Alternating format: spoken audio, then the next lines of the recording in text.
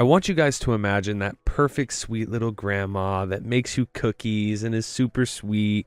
Yeah, the one in this video is kind of the opposite of that. So yeah, I've got a couple scary Reddit stories to read you today. And while we're doing that, I'm going to be working on my underground cave city in Minecraft. The first story today is from r/nosleep from user Tiara MBC.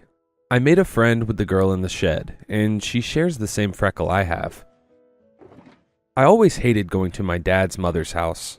To make things easier, I'll call her grandma for this, but I don't see her as such. To this day, I can't tell you who hated whom more, but there is a big difference. I was a kid and she was a grown woman. In front of my parents, she acted the role of the loving grandma. Her lies weave a story of a clumsy girl who loved to play at her house. And me, terrified of what would happen if I said otherwise, agreed with her wonderful tales of how I got new bruises and cuts. The one thing that kept me going was that my stays with her were only temporary. At most, I stayed a few hours with her, waiting for my parents to get out of work or come back from their date night. But during one of their date nights, they never came back.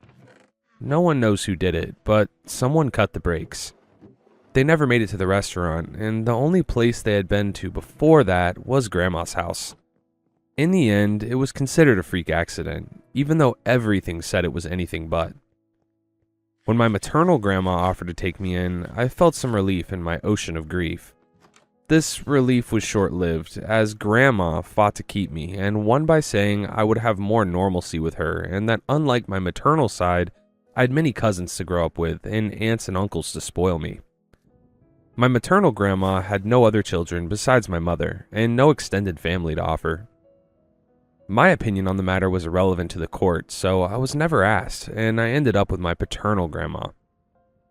"You will pay for everything." She smiled as she looked down on me the first day I was there. I trembled at her words, knowing she would make me pay for whatever she thought I was at fault for. I won't talk about all the horrors this woman made me go through and how everyone turned a blind eye to it, except for the shed. Outside the house, in the perfectly kept garden, there was a small shed. It was full of equipment, not insulated, and according to her, that's where the monster lived. Anytime she got tired of me, she would lock me in there and say she hoped this time the monster would eat me. By the time I was living with her, I no longer believed in said monster. I had already realized that she was the real monster. Still, I was 8, had just lost my parents, and the last thing I wanted was to be alone in that shed. Any company would be better than the empty shed. So that night, when she dragged me there, I screamed my lungs out, begging her to let me sleep in the house, knowing the consequences I would face in the morning for screaming too loudly when people could hear me. "Please, Grandma, I want to be inside with you," I cried. Side note, guys, this is literally the worst grandma I could ever imagine. I'm loving how the author's portraying her, though. Let me know if you guys had a monster grandma. I hope you didn't, though. She didn't answer back. Instead, she gave me a smug look that quickly contorted to anger once more. She pushed me inside the shed and closed the door without a second glance. I wanted to cry, but the tears never came. Instead, I moved some shredders and made sure no spiders were in there. I thought of lying down and sleeping, but instead I got up angry, wanting to hit something, break things, just feel something other than sadness and fear. But as I was about to hit the wall, I heard something. Or someone, and I froze. "Please don't hurt yourself." The voice of a girl came from the darkest part of the shed. "Please, it hurts a lot." Small pale hands with ruptured knuckles came out of the darkness. I tried to back away, but there wasn't anywhere to back away into. I couldn't take my eyes off those hands. Those tiny hands that match mine in size. So broken. Full of unhealed gashes and bruises, and when I finally looked up, there she stood, looking at me in as much surprise as I felt. "You see me," she whispered. "I do, but who are you? What's your name?" I asked. The fear I had felt a few seconds ago had turned to curiosity. "I don't know." The girl's voice trembled as if she were about to cry. "I know. What if we choose a name for you?" I said excitedly. The girl looked at me and nodded. "I'm Leia, by the way," I said as I extended my hands towards her. She slowly took my hands, but the moment she touched me, my heart started to race. Dizziness led to nausea, and my vision blurred for a second, and then it was all back to normal. "Are you okay?" she asked, concerned. "Yeah, I don't know what happened," I responded as I sat down. "Be careful when you sit down not to squish the spiders." When she looked at me, I noticed something both familiar and strange. She had an eye freckle, just like my dad and me. After my classmates made fun of me and said I had dirt in my eye, my mom explained that wasn't the case. She told me that my dad loved me so much that he had given me a piece of him to carry with me. "This is so cool. We both have the same eye freckle. Maybe we're sisters," I said excitedly. "That would be nice," she smiled. "Oh, a name, I forgot. What about AITA? I think it's really pretty." I looked at her hopefully. "I like it, thank you," she said as she went to hug me. The same feeling of dizziness, as if the world had gone wrong, came back the moment she touched me. I involuntarily shuddered, but hugged her anyway. I had decided at that moment that AITA was my sister and we would be the best of friends. "I'm glad to have a sister," she whispered. "I'm glad to have one too," I smiled, and for the first time, I didn't hate the shed. I had found something I had always wanted, and when morning came, I would tell her to come live with me. Grandma's house wasn't great, but together we could make it better. I'm not sure when I fell asleep. All I remember was talking with AITA about all the cool things we could do together. I told her we could go visit my maternal grandma, so she could experience having a nice grandma. AITA didn't know how old she was, so we decided I would be the older sister, and as such, I had to make sure she was happy and safe. "Get up, hurry," Aunt Manuela yelled at me. She lived next door with my 3 cousins and her always wandering husband. "The social workers will be here soon, so you better clean yourself up and behave. You know what happens if you don't," she threatened. I quickly got up and ran back to the house to shower and be ready to have my hair pulled into a perfect ponytail by her. Not obeying would mean no dinner, and probably no breakfast either. In my haste, I had forgotten about AITA. I showered extra quickly and put on the new clothes laid out for me and went outside to the shed. But when I opened it, she wasn't there. I thought maybe she had gone home or something and went back inside the house to get my hair pulled. The show went as usual. Grandma and Aunt Manuela doted on me and showed the social workers my room, painted in what they said was my favorite color, pink. I hated pink. Aunt Manuela would call my cousins over to come and play with me while the adults talked with the social worker. Once the visit was over, things went back to normal. I no longer had access to the room, and my cousins weren't allowed to play with me. During the day, I was never sent to the shed, but now I wanted to go back there and hopefully see AITA once more. That night, I wasn't sent to the shed. Grandma was too happy with the visit and continuous money she was getting from having to tolerate me. I didn't sleep much, wondering if my little sister was doing okay. "You're so ugly," Regina pushed me to the ground. "No, I'm not," I yelled back. I knew that if I touched her, I would get in so much trouble. "Yes, you are. My mom said so, because you look like your ugly mother," Regina mocked me. And I lost it. I didn't care if she made fun of me, but no one made fun of my mom. I got up from the floor and I punched her directly in her nose, just like my mom had taught me. Blood splattered everywhere and she gave a loud shriek. "What did you do to my precious girl?" Aunt Estrella yelled from the house entrance. Her whale-like body tried to move quickly, but her feet could only go so quickly. Before reaching her daughter, she slapped me hard. I looked at her terrified, but her focus was back on her wailing and blood-soaked daughter. I felt some relief until I felt Grandma's hand on my shoulder. When I looked up, she was smiling, and that was so much worse than anger.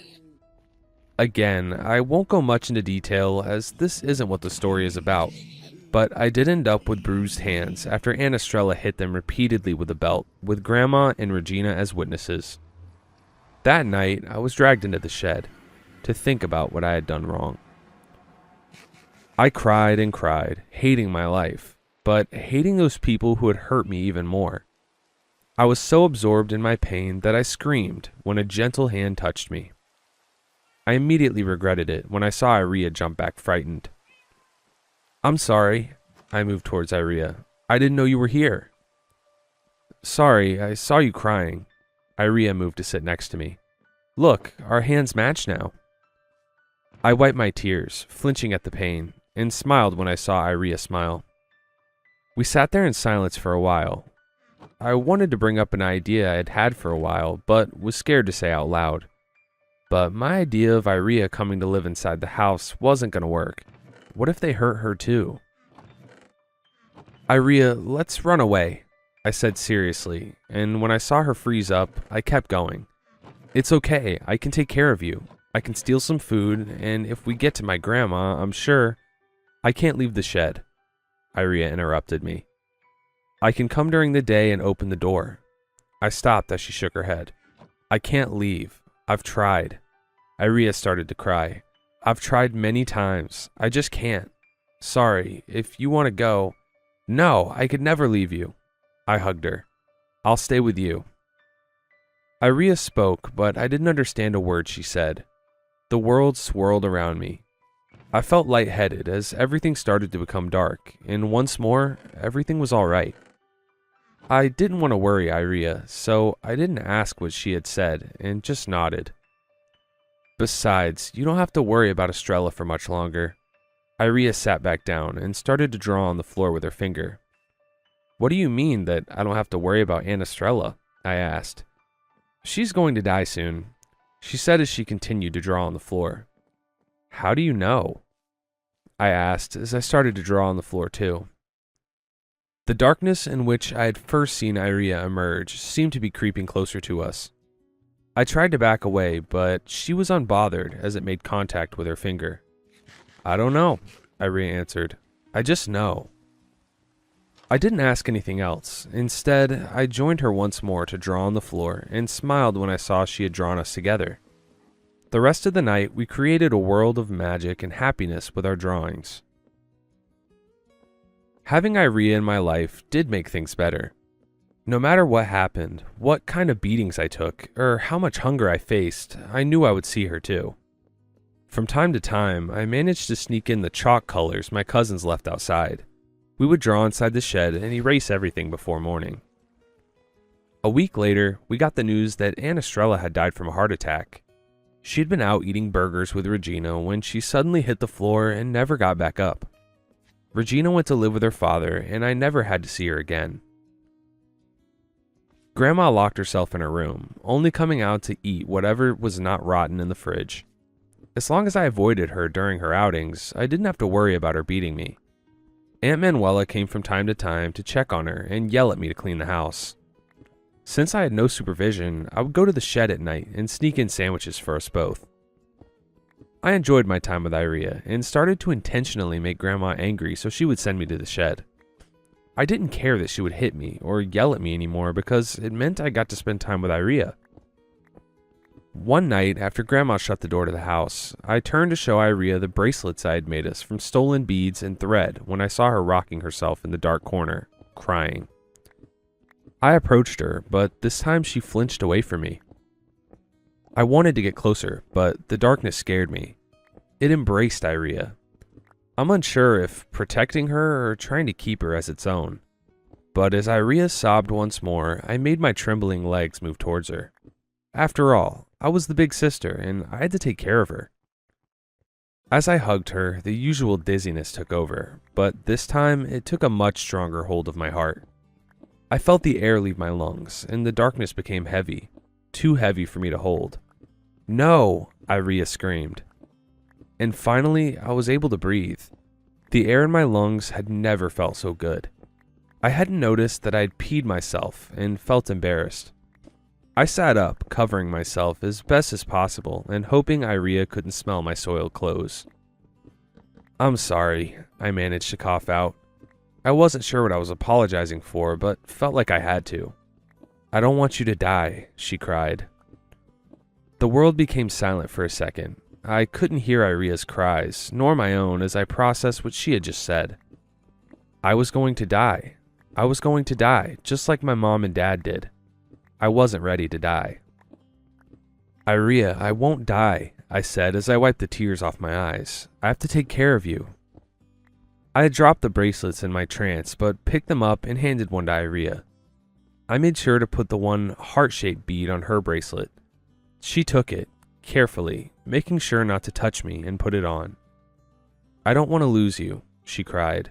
"I was alone for so long, and finally I have you. I have a sister to talk with and have fun. I don't want that to ever end."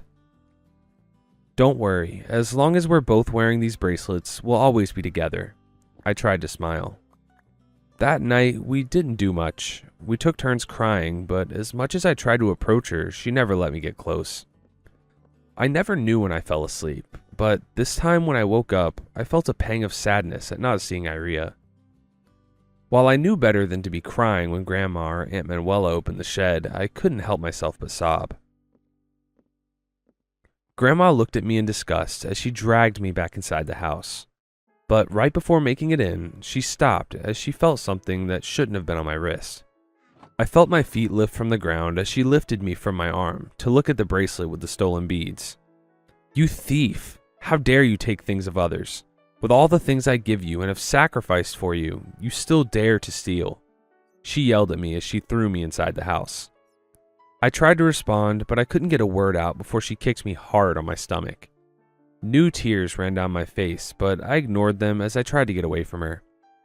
"It's your fault my only son is gone, and you can't even be a good daughter to honor him. I gave you a home when no one wanted to, and this is how you pay? By being a thief?" she screamed as she went after me. I wasn't sure where to go, but I knew I had to get away from her. As she continued to yell at me, I ran. I could hear the clap of her sandals on the floor, a noise that to this day still haunts me as I try to get away from her. Then I felt something hard hit my head. I fell forward and saw blood running down my neck. Next to me was a heavy lamp that my dad had given her many years ago. I tried to get up, despite the world swimming around me, and I didn't want to die. She grabbed my leg and started to drag me into the kitchen. I screamed for someone to help, knowing the only one that would hear me was Aunt Manuela, and she would pretend everything was all right. "I hate you. I hate seeing you every single day. I hate the way you look, the way you speak, and how you even move. But you know what? You need to pay for everything, and I have enjoyed this so much," she said at me with a crazed face. As I saw her grab the mallet, I managed to free myself from her. Maybe it was out of instinct, but I ran towards the shed. I didn't want to die, and I didn't know what to do. As I opened the door of the shed, Grandma pulled at my hair, but instantly froze when she looked inside. "AITA, help me," I begged. Grandma let go of my hair, and I dropped to the floor. Her face contorted in terror. I didn't know what was going on, but AITA looked at Grandma with so much fury. "This can't be." Grandma's voice trembled. For the first time, AITA walked out of the shed, followed by the darkness that always embraced her. She walked directly to Grandma and looked her in the eyes. She then grabbed the mallet and dropped it to the floor. "It's time," AITA said calmly as she took hold of Grandma's hand. I could see her shudder the way I did whenever I touched AITA, but unlike me, she tried to let go.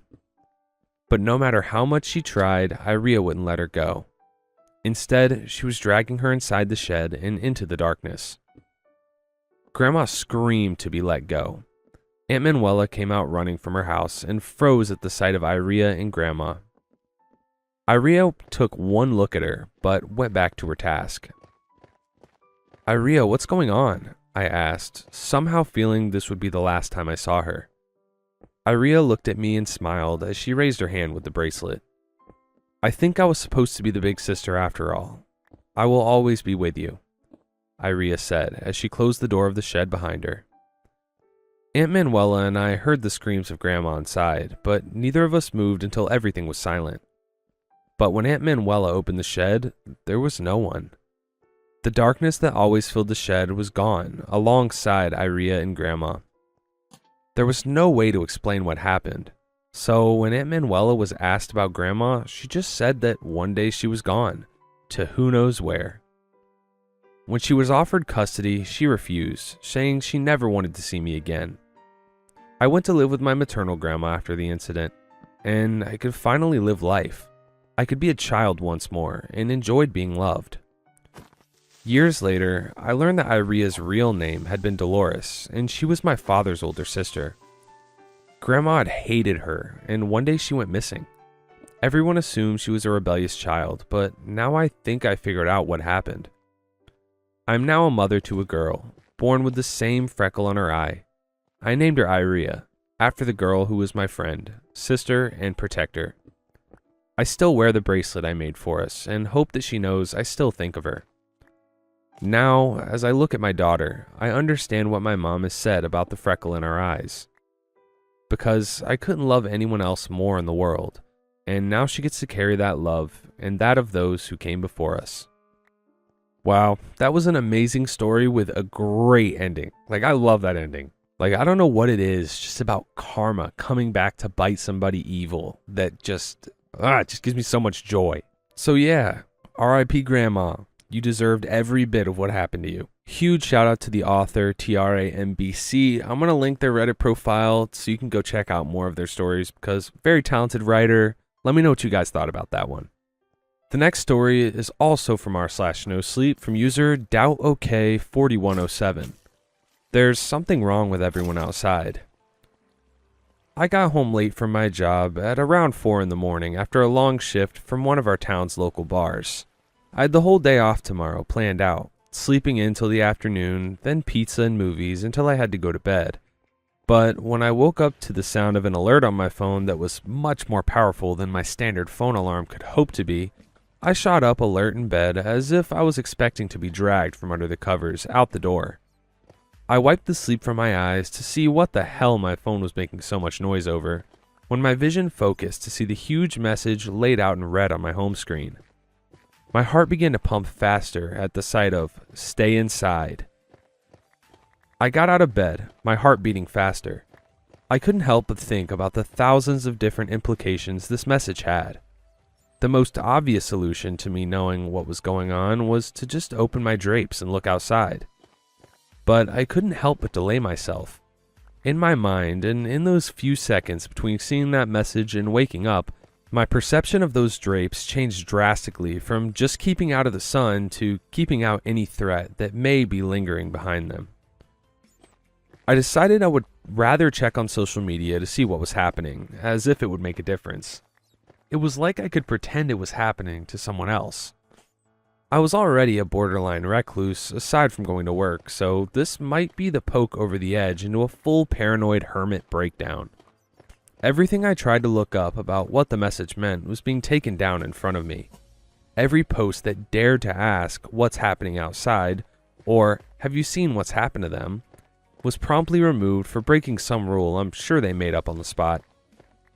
The only slight piece of evidence I was able to see was about 5 seconds of video, which I could tell was taken in the center of town.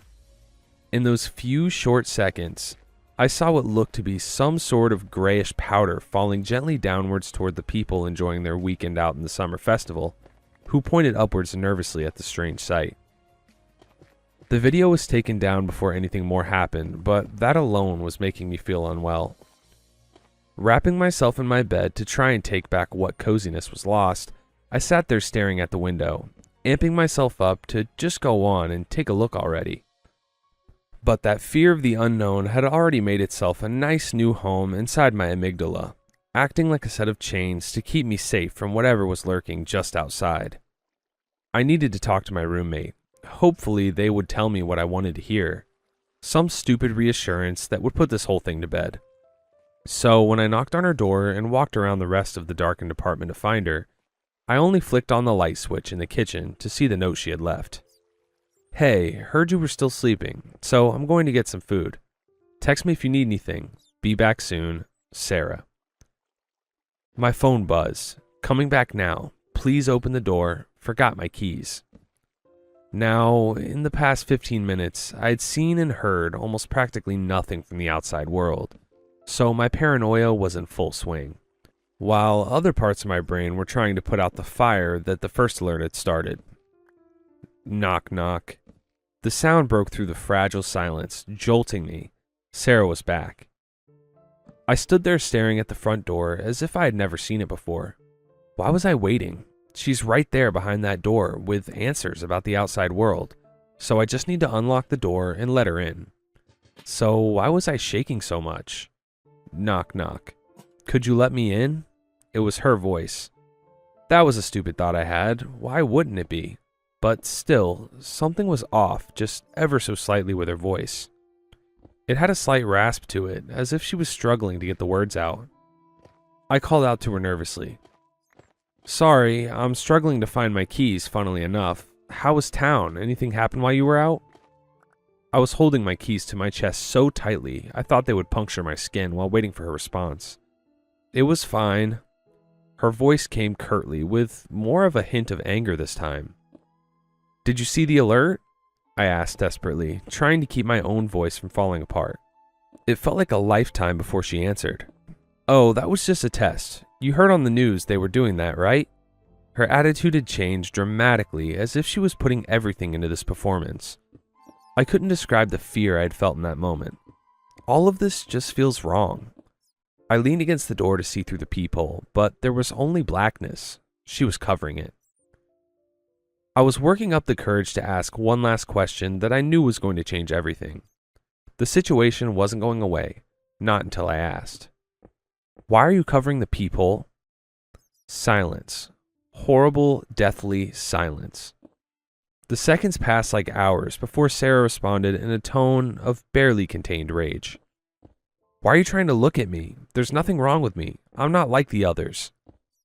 Taking a few shaky steps back, I listened to her words drop to a barely audible whisper.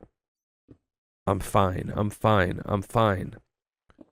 She did this for the next few minutes on repeat, while I stood there in the hallway with all color draining from my face. And before I had another chance to ask a question, she began hitting the door. Bang! It was terrifying to listen to, but the door was strong and had no signs of being broken down. I hoped at least, not wanting to put that to the test. What Sarah was doing was desperate. If she wasn't going to be let in, she was going to try with everything she had to break down this door. In the meantime, I took chairs and other furniture to put up against the door, while hyperventilating. A short time later, her hits and screams against the unyielding door ceased. Soon after, sobs could be heard. Tears were streaming down my face from the stress and betrayal we both probably felt from each other. I pled with her in desperation. "Please just tell me what's happening outside." Sarah's cries died down.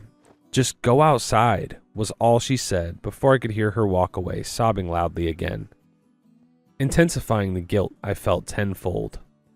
After I couldn't hear her anymore, I went and sat down in the living room on the only chair I hadn't forced up against the door, then slowly let my eyes drift toward the windows and the drapes that were sealing me in here. It was time to look outside. At first, I pulled the soft fabric back ever so slightly. I'm fully aware I'm making it worse for myself, but I can't delay this any longer. I swing the drapes to the side to reveal nothing but the normal sight of the city below, except, where is everyone? I live on the second floor in an apartment complex with a perfect view of the busiest places in town. With my late nights and even later awakenings, the noise they would make at all hours of the day would keep me up for hours, so why was it quiet now? I scanned down below to see if anyone was walking around outside, but nothing. The only thing I could gather was that something had happened to make everyone rush inside.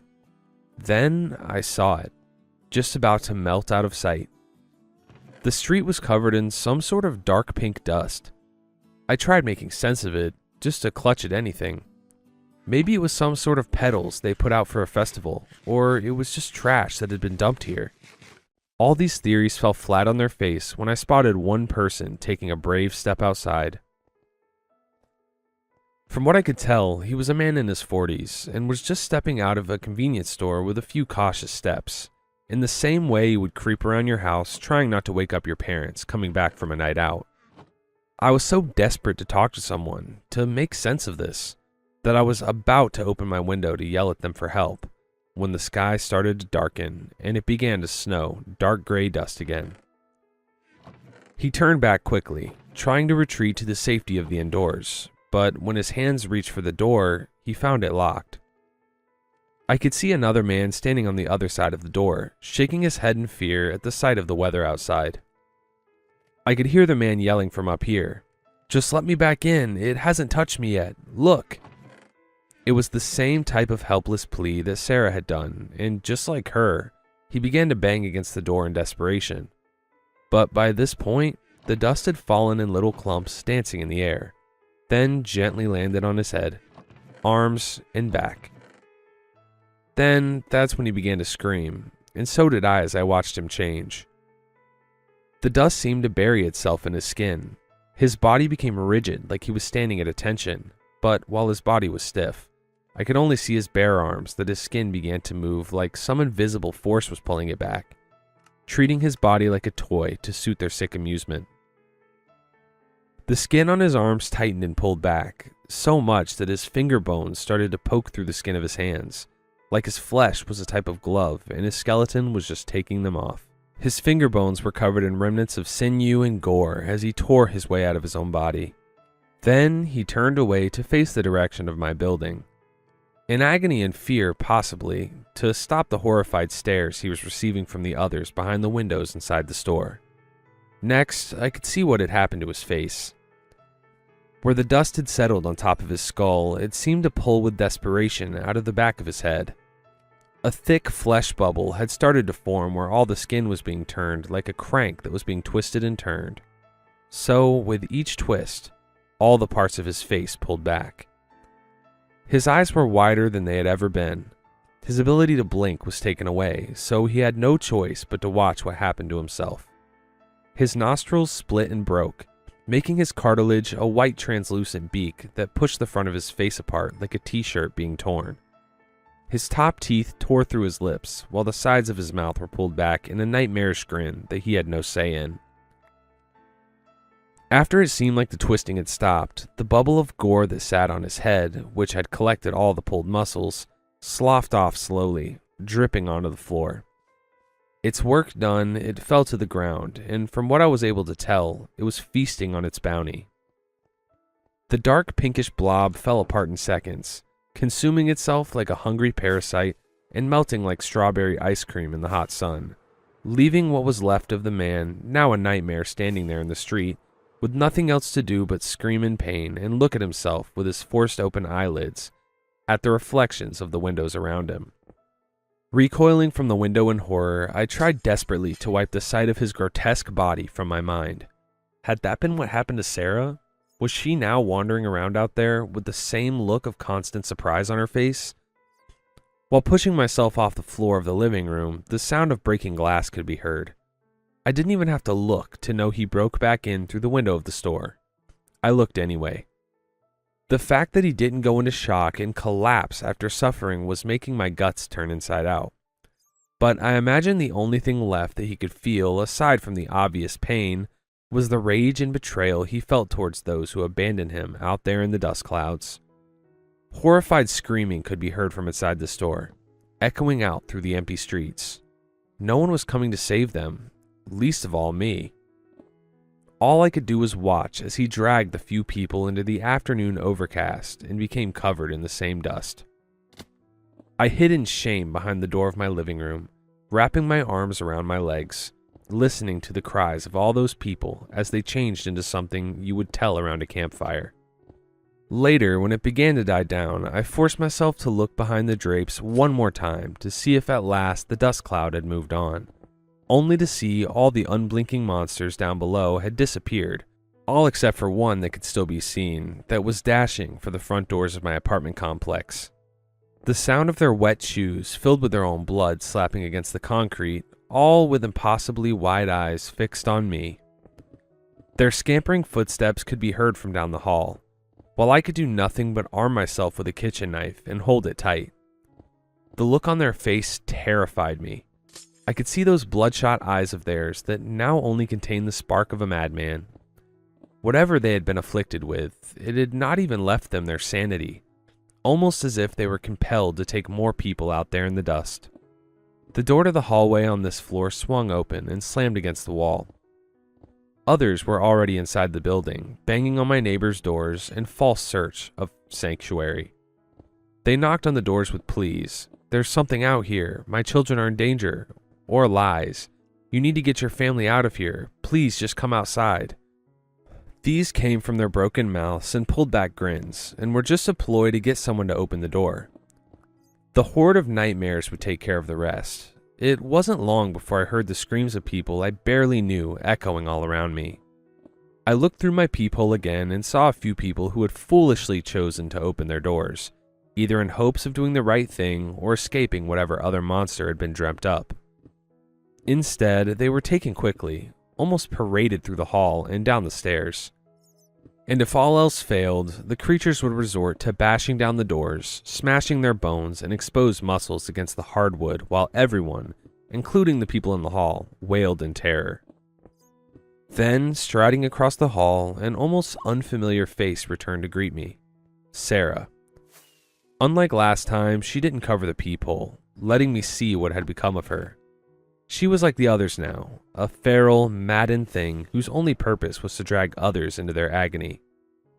The worst part was she didn't say a word. She just stared directly into the peephole with her now fully exposed eyes, like she knew I was staring right back at her. I had no idea how long she stood there. My body trembled and my feet glued to the floor. She knew it was only a matter of time before they got in. Where was I supposed to go? Watching them shove another poor soul outside to be pulled apart, stretched, and molded into another beast felt like witnessing an execution every single time. And after the cruel process was over, they would move on to the nearest building in search of more victims. The clouds reacted like a sensor whenever someone untouched stepped out into the open. I checked the peephole compulsively, hoping Sarah would eventually move on, but she never did. She just stood there waiting. Her eyes must have been an unbearable pain. All of theirs must have been. Over the past few hours, they'd begun struggling to navigate, moving more like bats, pouncing on any small noise that dared to reveal itself. Late into the night, Sarah and a few others must have grown tired of waiting for people to come out, because they started slamming their grotesque bodies even harder against the doors. The sound of breaking bones and splattering flesh against wood made me flinch every single time. Sooner or later, that door is going to give. That's why I'm trying to post this now. I don't know why this is happening, or why every attempt to get the word out gets taken down, but this is my attempt. I'm trapped in here with nothing but a kitchen knife. I've never hurt anyone before, and I still don't want to, because only a few hours ago, those things outside were people. I'm writing this now from inside one of my closets, hoping I can stay hidden long enough for them to finally leave.